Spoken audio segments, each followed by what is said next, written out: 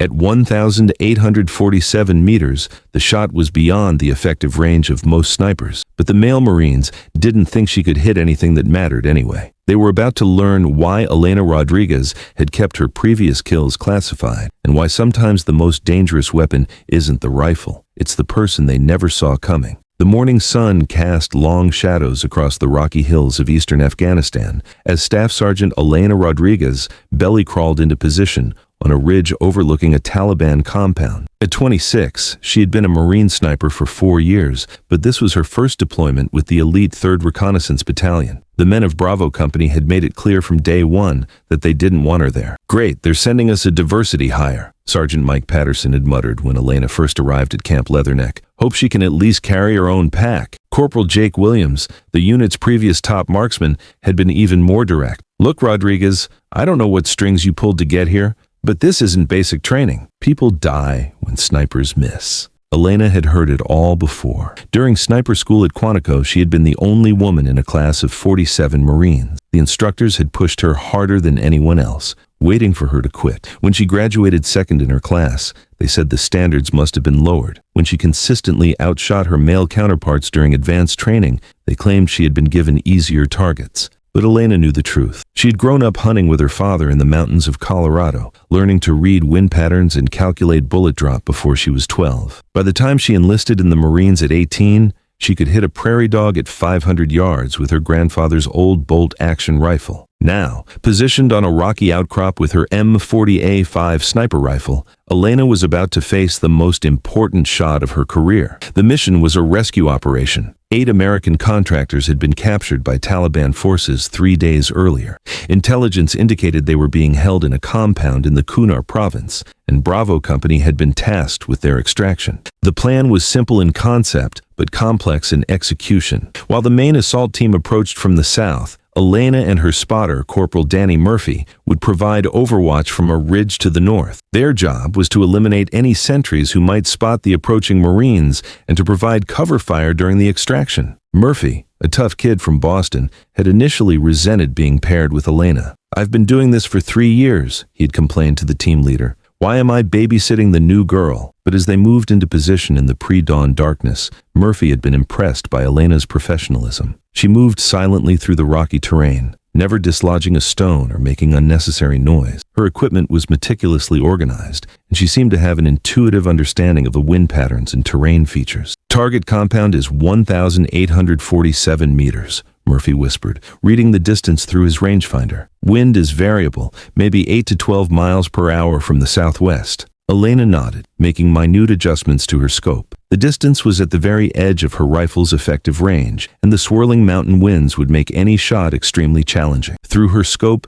she could see 4 sentries positioned around the compound, 2 on the roof of the main building, 1 at the gate, and 1 patrolling the perimeter. At exactly 0530 hours, Elena's radio crackled with the voice of Captain James Foster, the mission commander. "Overwatch, this is Alpha 1. We're beginning our approach. Clear us a path." Elena lined up her shot on the rooftop sentry, who posed the greatest threat to the approaching Marines. The man was approximately 400 meters from where Alpha Team would have to cross open ground. If he spotted them, the entire mission would be compromised. But as Elena prepared to take the shot, she heard Patterson's voice over the radio. "Negative, Rodriguez. You're too far out. Wait for the assault team to get closer before you engage." "Sir," Elena replied calmly, "the target is within my effective range. I can take the shot now." "Rodriguez, that's an order. Do not engage until you have a clear shot under 1,200 meters. Elena gritted her teeth. At 1,200 meters, the assault team would already be exposed in the open ground. The sentry would have plenty of time to raise the alarm before she could eliminate him. Through her scope,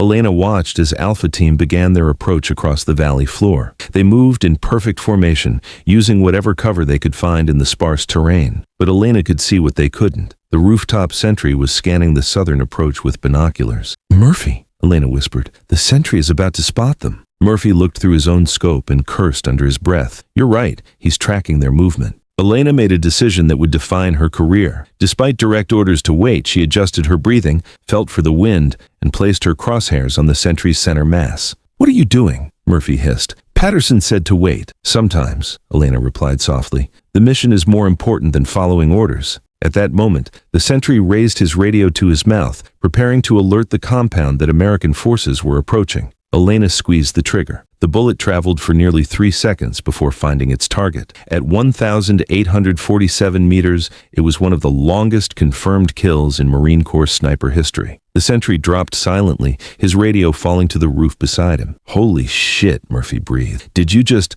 target down?" Elena reported calmly over the radio. "Alpha Team, your approach is clear." Patterson's voice crackled back, filled with disbelief. "Rodriguez, did you just engage at 1,800 meters?" 1,847 meters, sir. Target eliminated." There was a long pause before Captain Foster's voice came over the radio. "Outstanding shooting, Overwatch. Continue providing support." But Elena's work was just beginning. As Alpha Team continued their approach, she systematically eliminated the remaining sentries. The second rooftop guard at 1,756 meters, the gate sentry at 1,623 meters, and the patrolling guard at 1,534 meters. Each shot was perfect, each target dropping silently before they could raise an alarm. "This is impossible," Murphy muttered, watching through his scope. "Nobody shoots like this." But Elena was in what snipers call the zone, a state of perfect concentration where wind, distance, and bullet trajectory become instinctive calculations. She had found this zone before, during training exercises that her instructors had claimed were too easy. Now, with American lives at stake, she was proving that her skills were very real. Alpha Team reached the compound without being detected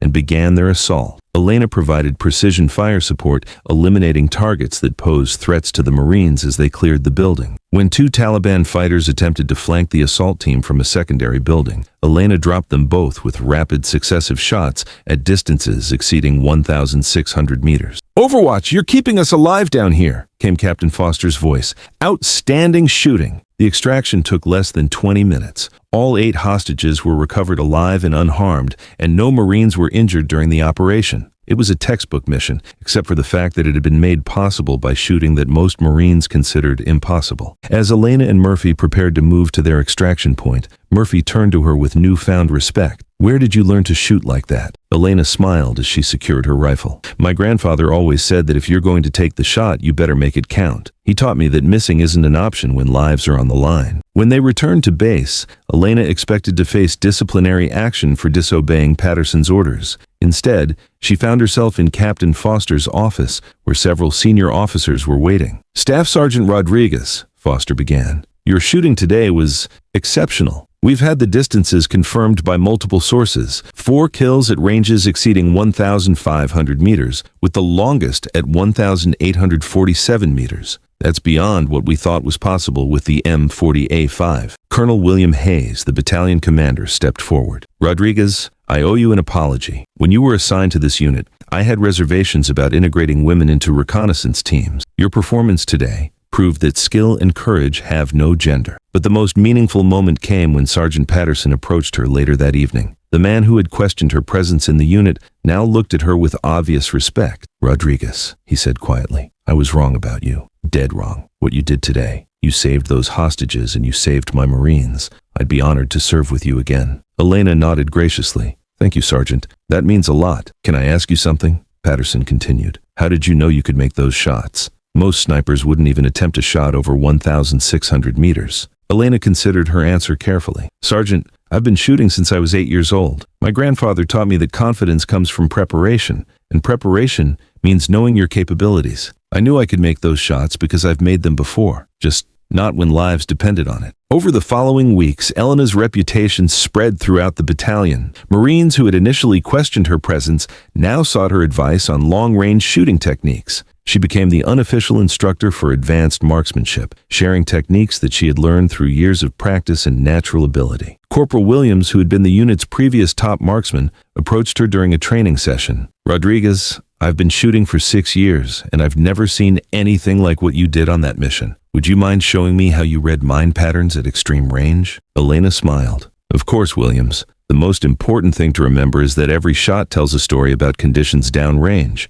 You just have to learn to listen." 3 months later, when Elena was awarded the Bronze Star with Valor for her actions during the hostage rescue, the entire battalion attended the ceremony. Colonel Hayes presented the medal, but the moment that mattered most to Elena was seeing the pride in her teammates' faces. Murphy, who had become one of her closest friends, spoke at the ceremony. Staff Sergeant Rodriguez didn't just prove that women belong in combat units, he said. She proved that excellence recognizes no boundaries. She made us all better Marines. But perhaps the most significant change was in the unit's culture. The men who had initially resented Elena's presence now proudly served alongside other women who joined the battalion. They had learned that competence and courage were not determined by gender, but by character and skill. Elena never spoke publicly about the techniques that made her such an exceptional marksman. She didn't need to. Her actions on that rocky ridge in Afghanistan had spoken louder than any words ever could. When asked by a military journalist about her advice for other women entering combat roles, Elena's response was characteristically direct. Don't try to prove you belong. Just do your job better than anyone expects. Let your actions speak for themselves. Years later, when Elena became the Marine Corps' first female Chief Scout sniper instructor, she would tell her students, both male and female, the same lesson her grandfather had taught her. The rifle doesn't care who's pulling the trigger. It only cares about the skill and dedication of the person behind it. The compound in Kunar province was eventually destroyed by airstrikes, but the impact of Elena's shooting that day continued to resonate throughout the Marine Corps. Training standards were updated to reflect the longer engagement ranges that skilled snipers could achieve, and women were increasingly integrated into reconnaissance and special operations units. But for Elena, the most important victory wasn't the award or the recognition. It was the knowledge that 8 American hostages had gone home to their families, and that her fellow Marines had learned to judge their comrades by their actions rather than their appearance. Sometimes the most important battles are won not with bullets, but with the courage to prove that excellence has no gender. And sometimes the person others underestimate turns out to be exactly the hero everyone needs. Staff Sergeant Elena Rodriguez had proven both of these truths with 4 perfect shots on a ridge in Afghanistan. In doing so, she had changed not just her own career, but the future of women in combat roles throughout the American military. The woman they didn't think could shoot had become the sniper they couldn't imagine fighting without.